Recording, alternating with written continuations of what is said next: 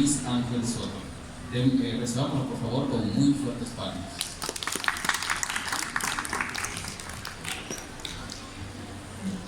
Muchas gracias por asistir a la presentación y dramatización de la obra Fuegos y Pecados de la escritora española Lola Artacho. En este 28 de julio, una fecha tan importante, les deseo unas felices fiestas patrias, es un momento perfecto para remontarnos al inicio de este Perú mestizo. La conquista del Tahuantinsuyo significó la destrucción de un mundo, pero a la vez la creación de otro. En cuanto a los personajes históricos dentro de la masa anónima que ha hecho la historia de nuestro país, se sabe, creo, mucho de los hombres incas. ¿Quién no conoce a Huáscar y Atahualpa, a Manco Inca? Pero incluso varios hombres han sido por poco y olvidados. ¿Qué tanto sabemos de príncipes incas como Paullu Inca, Sayri Tupac, Tupac Hualpa, Pisu Yupanqui, etc.? Y las mujeres, en este caso, todavía es más lo que quizás se ha olvidado o se ha desvanecido en nuestra historia. ¿Qué tanto sabemos nosotros de Quispe-Sisa, Mama Azarpa y Tuxirimay Ocllo, o de nuestra protagonista, la princesa Chimpu Ocllo, bautizada como Isabel? Yo lo máximo que sabía era que era la madre del Inca Garcilaso de la Vega, o esposa del conquistador español Sebastián Garcilaso de la Vega. A veces terminamos hablando de una mujer como la madre de o la esposa de, y no le damos una voz propia. Y es esto lo que la escritora sevillana Lola Artacho ha conseguido con esta obra: darle voz y darle la oportunidad de que cuente su versión y su visión. En este caso, nuestra protagonista, la princesa Chimpu Ocllo, nos narra su vivencia, nos narra su vida. Esta es una novela histórica, pero a la vez es un conjunto de memorias, son sus memorias. Desde 1533, ella sería una niña de aproximadamente 10 años y presencia por primera vez a los españoles llegando a la ciudad del Cusco. Es allí donde se dan diversos episodios, como el saqueo de la alguna vez orgullosa ciudad imperial. Y digo alguna vez, porque si bien en 1533 seguía siendo una ciudad impresionante, fastuosa, en realidad no era ni la sombra de lo que era. Sabemos muy bien las guerras intestinas entre Huáscar y Atahualpa y cómo hubo matanzas y saqueos en la misma ciudad por parte de las diversas facciones incas. Allí se ve, como les digo, el saqueo del Cusco, y al ser esta una novela histórica, no un libro de historia pura, es una novela, la autora podría darse unas licencias literarias. Aquí, por ejemplo, se conjuga la búsqueda del Paití, de esas ciudades mágicas llenas de oro en la Amazonía, y el rol de un medallón. Ya no quisiera spoilear tanto en realidad. También se habla del matrimonio con Sebastián Garcilaso de la Vega. En este caso no fue una unión a la fuerza o una violación, como es algo de lo que también mucho se ha dado, ¿no? Mucho se dio en esos tiempos. Se da también su interacción con otras mujeres, tanto incas como españolas. Y esas mujeres tienen virtudes y tienen defectos. Otro mérito de la señora Artacho, puesto que se da una visión que no es maniquea, es una dimensión humana. Estas mujeres tienen sus virtudes y defectos, como he dicho. Entre las mujeres españolas, yo apenas sabía de nombre sobre Luisa Martel de los Ríos, la esposa legítima de Sebastián Garcilaso de la Vega. Nuestra protagonista se ve repudiada, se ve desplazada. También Blanca Quiñones, que tuvo a Sebastián por un amor prohibido. Ella fue una de las mujeres más ricas del Cusco en aquella época. Nuestro personaje masculino, Sebastián, me llama bastante la atención el sobrenombre que se le da, el leal de las 3 horas. Claro, porque era un hombre que no se caracterizaba por su lealtad, ni en el amor, ni en los ámbitos, ni en los aspectos políticos y de las ansias del poder.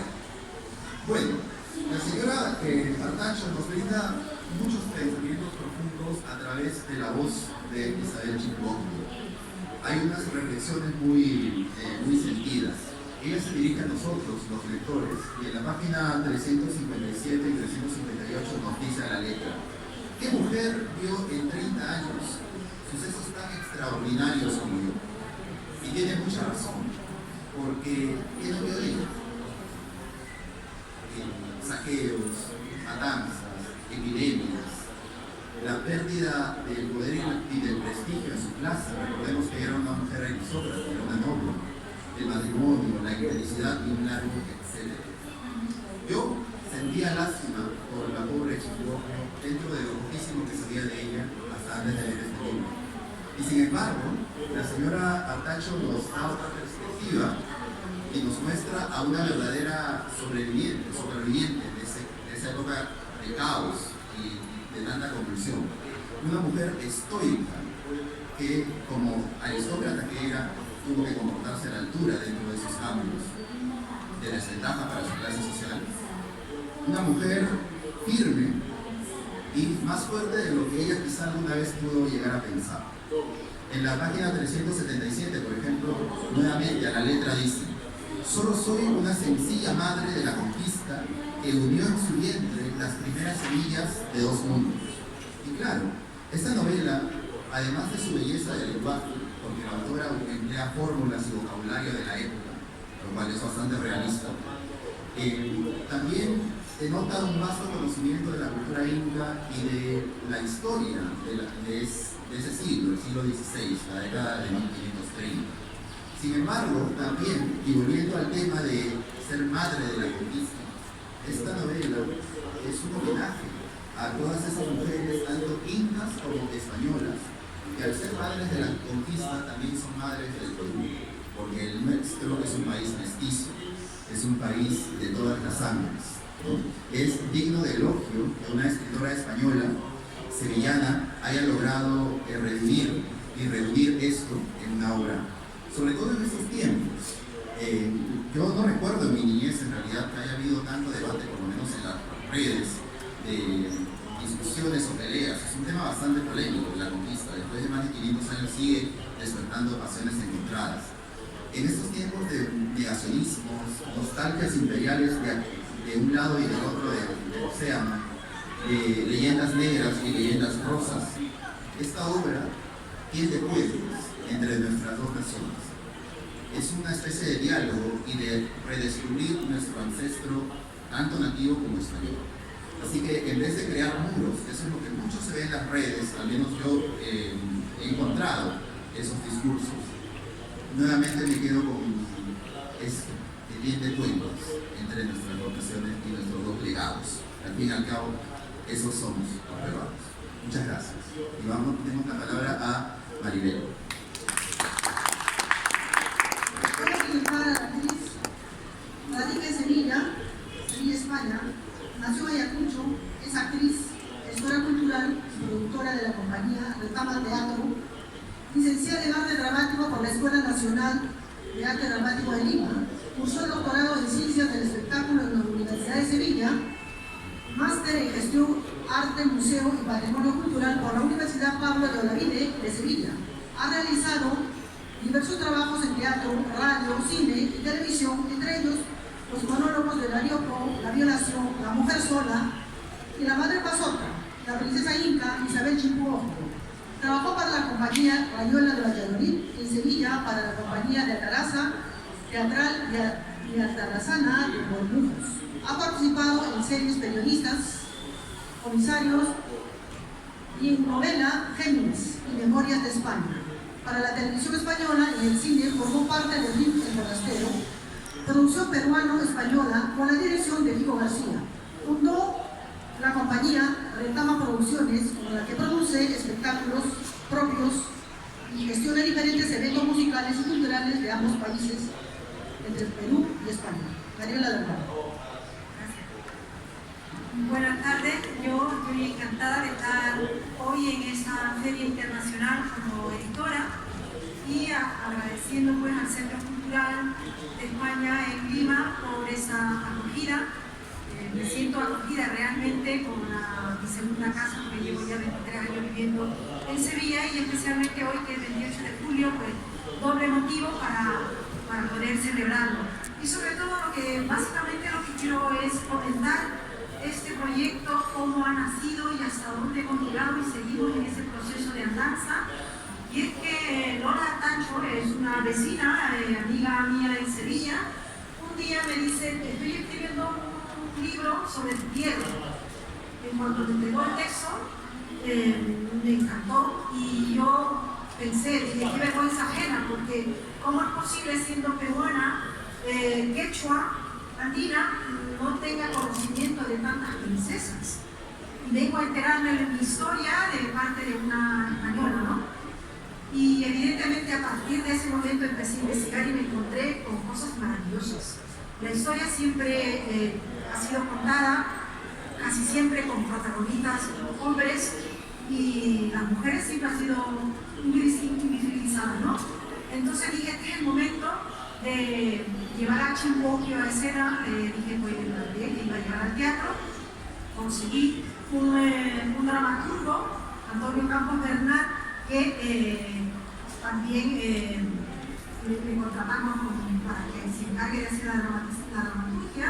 Él también se dio la licencia de crear alguna atmósfera más allá, basada en la novela de Lola Artacho.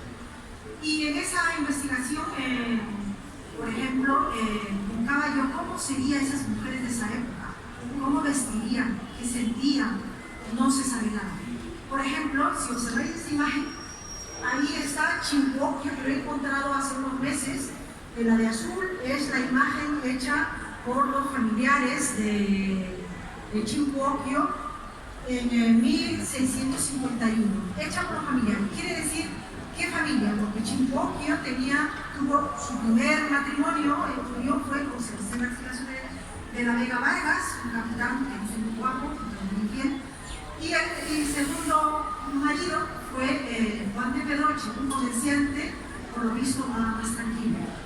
Y en el primer matrimonio tuvo a Suárez de Figueroa, más conocido como García de la Vega. Pero de la segunda niña, Isabelita, nadie sabe nada. Me parece injusto también, ¿no? ¿Qué pasa con esta niña, no? Probablemente dicen que haya muerto y se ha quedado ahí, o simplemente no ha pasado desapercibido.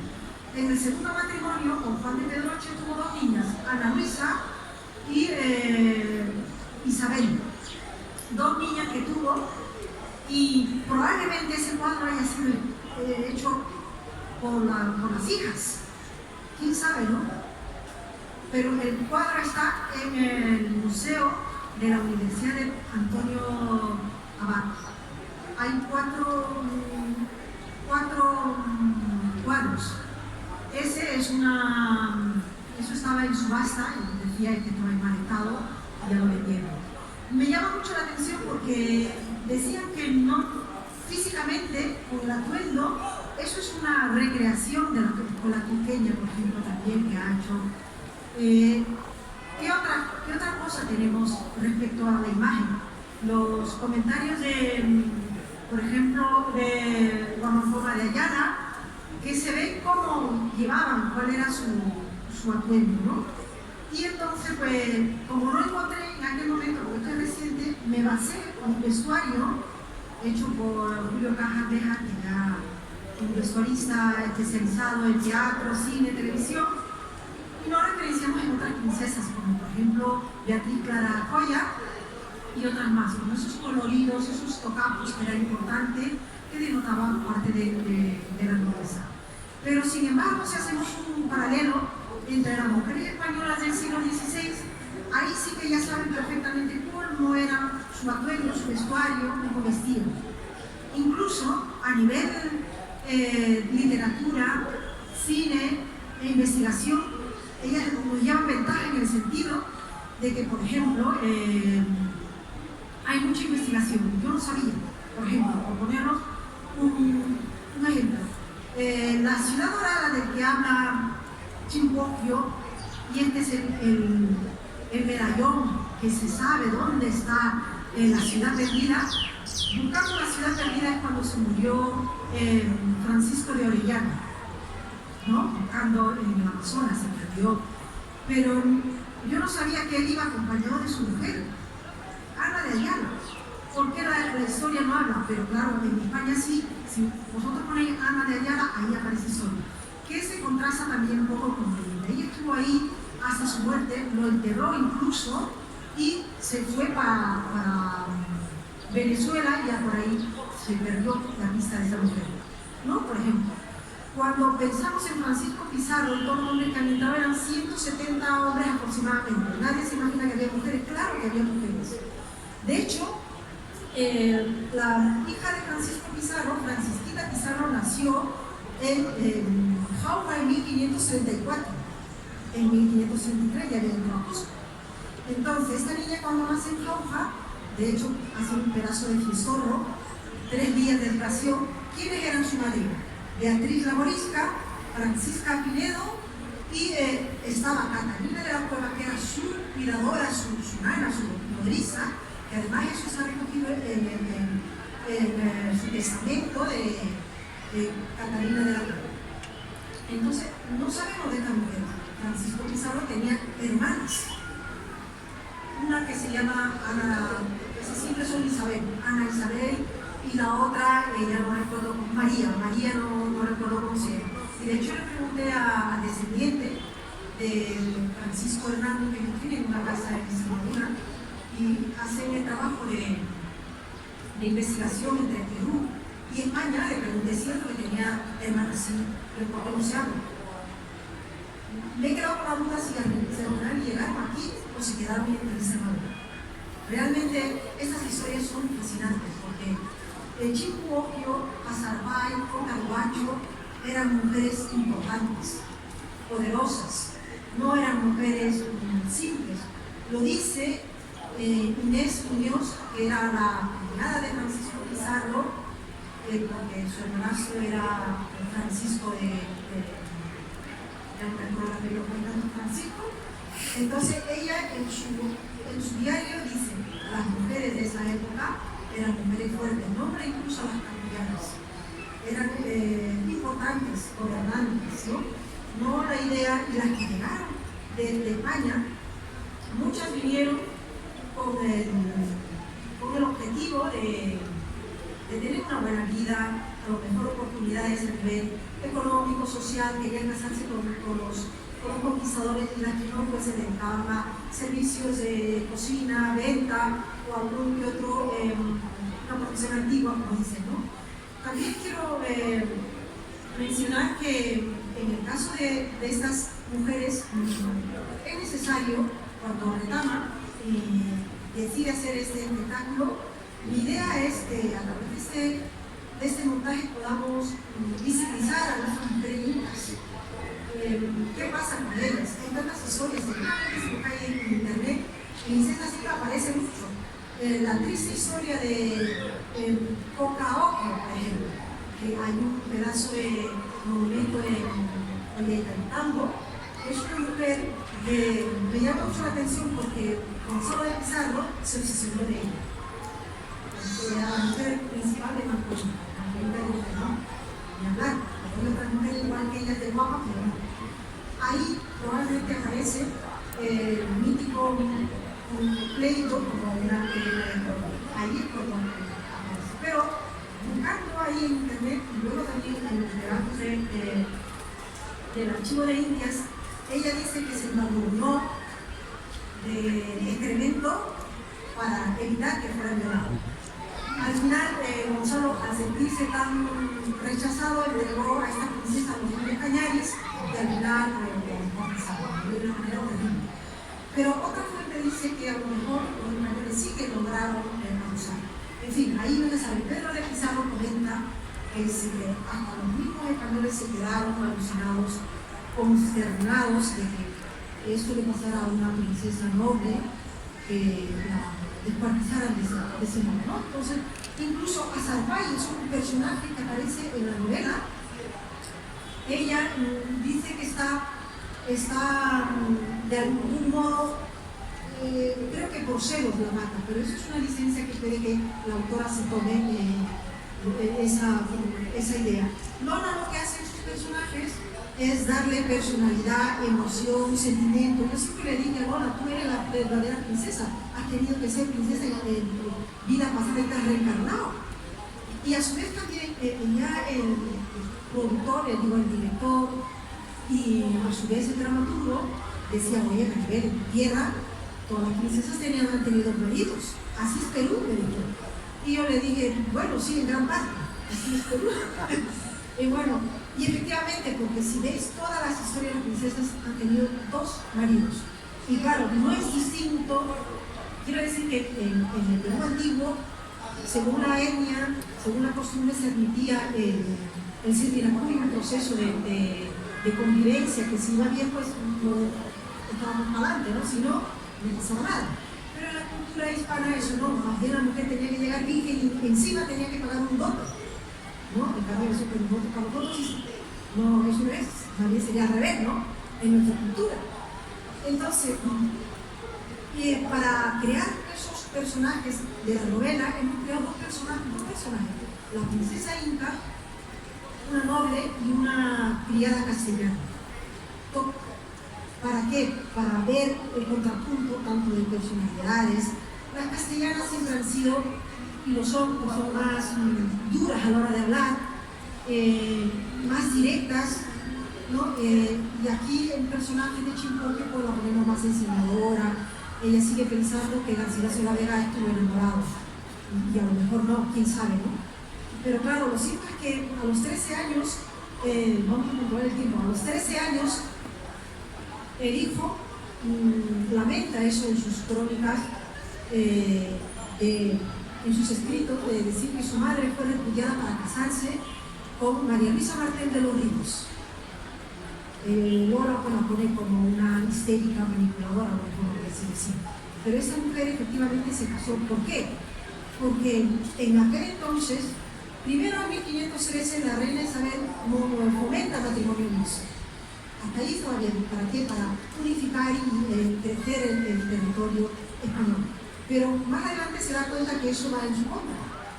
Porque dicen, a ver si va a haber un independentismo y se van a separar las nobles con los españoles y ya van a dejar de percibir todo el factor económico y todo lo que conlleva, ¿no? A raíz de eso, manda un edicto en el que prohíbe terminantemente a los españoles casarse con nativos. Es más, que se desembaracen los que habían logrado casarse y habían tenido hijos. Y leyendo siempre esto y encontrando detalles, incluso estaba penado con cárcel. A los que habían tenido grandes territorios, lindas casas, o eran gobernadores, les quitaban el puesto, la casa y encima la cárcel. Y se han encontrado muchas cartas en el archivo de Indias en el que los hombres escribían a sus mujeres. Los que estaban casados estaban obligados a traer a sus mujeres. Y los que no pueden casarse con españoles.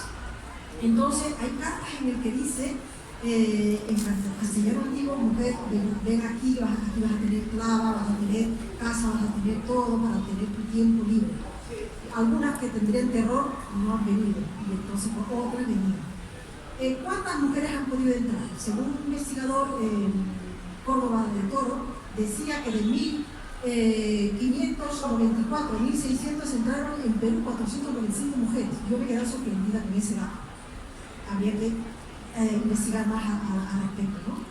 Pero yo lo que quiero con esto, al fin y al cabo, es unificar, como dice Lora y como lo ha enfatizado Luis Ángel, que Chimpoquio es la madre de una nueva nación, del mestizaje, de su vientre ha unido semillas del viejo y del nuevo mundo.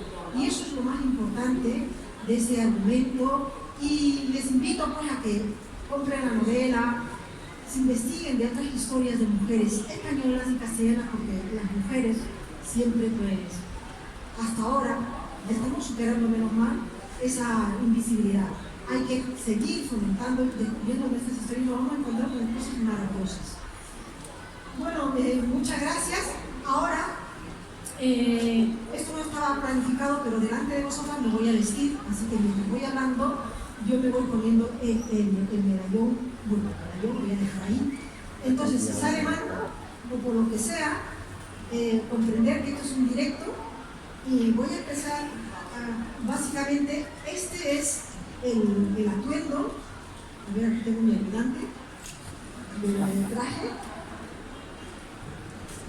Entonces, esto, con los tocapus, es una cosa muy, muy bonita que dicen que según cómo está colocado el tocapu, trae encima un lenguaje escondido. Eso es lo que dicen. habría que seguir investigando, ¿no?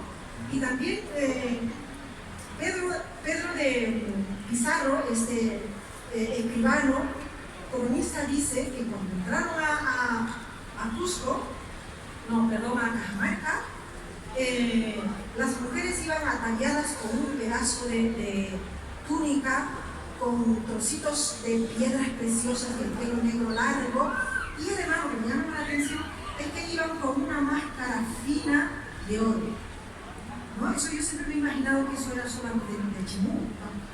Pero no me imaginaba que pudiera ser también en la cultura inca. Pero bueno, si el cronista lo dice, él simplemente lo que hacía era llevar a cabo, escribir todo lo que veía. Realmente. Bueno, yo creo que ahora así estamos. Lo que vaya a ver ahora es una dramatización de la princesa inca. He seleccionado textos de la novela y también, evidentemente, del libro de teatro. La novela tiene 380 páginas y la obra de teatro apenas 70 páginas. Perfecto para hacer un ejercicio dramático, si quieren hacer una puesta en escena. Tiene 2 finales abiertos a elegir. Bueno, pues ahora aquí tengo mi ayudante. Hoy aprovechándome de Luis Ángel, de verdad, porque yo lo he conocido gracias a las redes sociales. Me ayudan que aquí podemos hacer normalmente los hombres suelen desvestir, ¿no? En este caso no voy a vestir.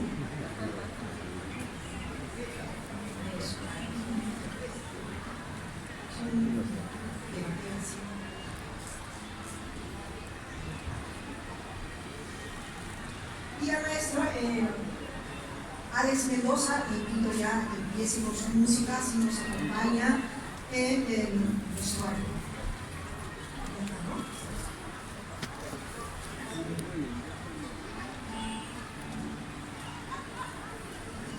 Sí, ahora pues ya invitamos a Luis Ángel. Muchas gracias, por favor. Bonita voz, te felicito, eres un youtuber que tiene su página y me parece maravilloso. Mira, está haciendo ese lado para ti.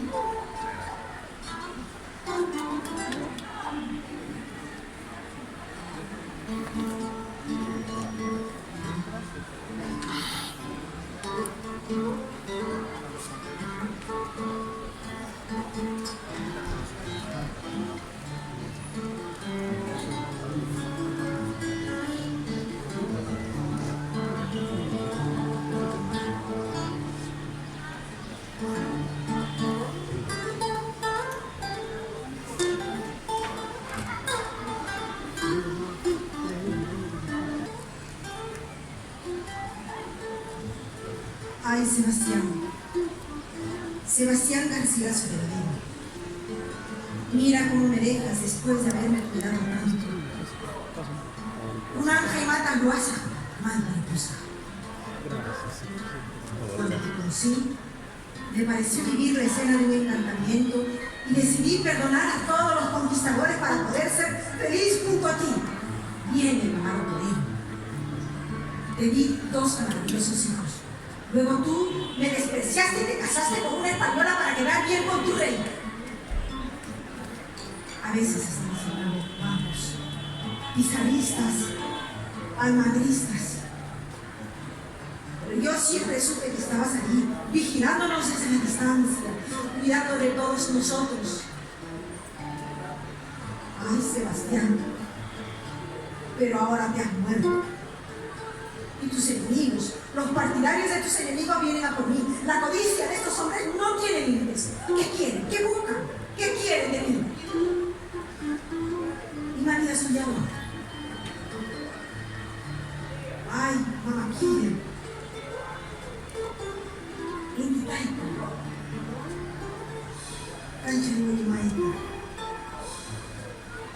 Mana Manchacuni. No me da miedo. Solo una vez le estuve miedo cuando entraron a Cusco, la mañana del 12 de noviembre de 1533.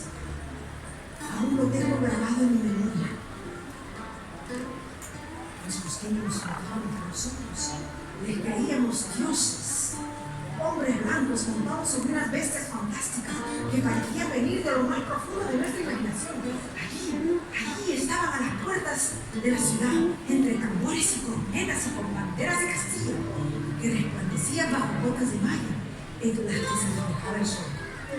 Entonces los tuve. Pero luego no, porque les conocí de verdad, malolientes, feos, con cicatrices, unos tuertos, se reían de todo abriendo mucho la boca. Les faltaban dientes. ¿Y esos eran nuestros dioses? ¿Eso era posible? No, no lo sabíamos, pero nos habían invadido por sorpresa. Atahualpa, el gran sanguinario y enemigo de mi padre, había sido engañado y depuesto por los invasores. El gran imperio inca, ya desangrado por una guerra civil, se desmoronó como una torre de arena. Luego supimos, por unos intérpretes, los nombres de los cabecillas: Francisco Pizarro, el marqués, y su socio, Diego de Almagro, el pueblo. Estamos en un infierno, mi querida Magdalena. Ahora las calles de Cusco parece que la vida transcurre con normalidad, pero no, están envueltas en un reinado de terror. Mi padre y algunos otros nobles que han quedado con vida han tenido que huir. El pueblo trabaja sin descanso por los encomenderos, bajo los acertes de sus capataces. La dignidad del pueblo a base de látigo y crucifijo. Pero a veces me asomo a la plaza vieja, la plaza de la Josipata, y sin querer se me nubla la vista y los veo cruzar cortejos de nobles monarcas, luciendo un sinfín de adornos de oro y plata. Van ceñidos con un vibrante colorido de sus tocados de pluma.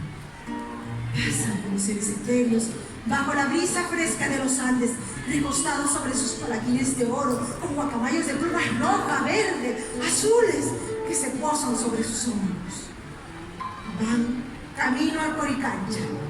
¡Oh, Chasca! La estrella de Orión, visible solo ante el gran sacerdote, se esconde en la cúpula celeste, vigilando desde el cosmos los actos sagrados del Inti Raymi tras el solsticio del invierno. Eran hermosos nuestros séquitos de nuestros pueblos.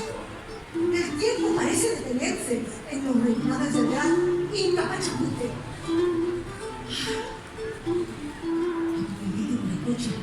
Supremo ser del cielo y la tierra. Ya tengo maquilla protectora de las mujeres. Os pido ayuda en esta hora funesta, dentro de mi casa sitiada.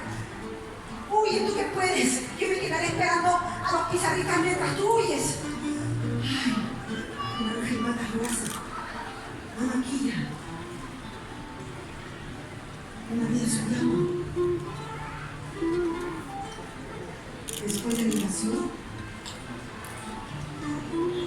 muchos huyeron. Me eligieron a mí para custodiar el mapa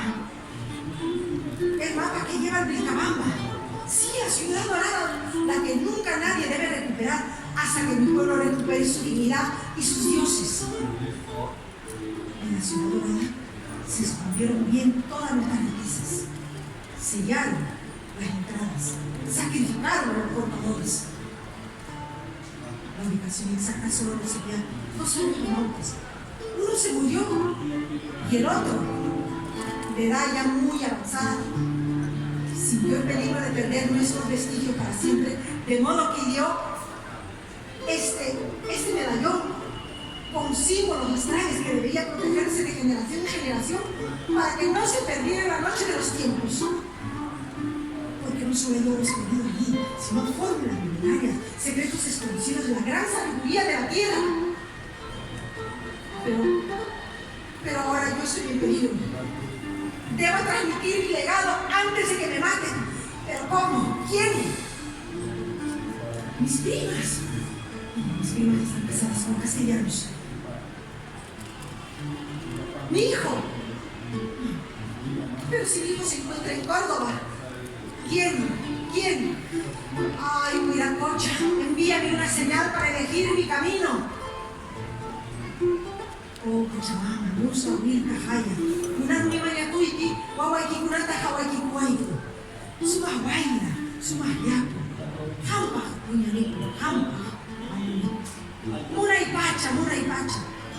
Saber que pese a mi bautismo cristiano, nunca he renunciado a mis creencias y que perteneceré hasta la hora de mi muerte a la sagrada estirpe del Dios inca. Ninguna conquista puede cambiar eso. Soy una princesa inca, hija del noble cusqueño Huaypatupa, aunque hace años que nadie me llama por mi nombre, Chimpoquio.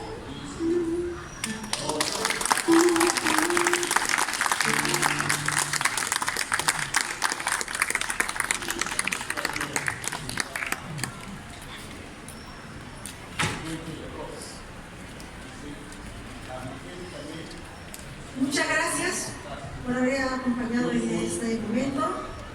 Los libros se encuentran ahí y vamos a dar pase ya.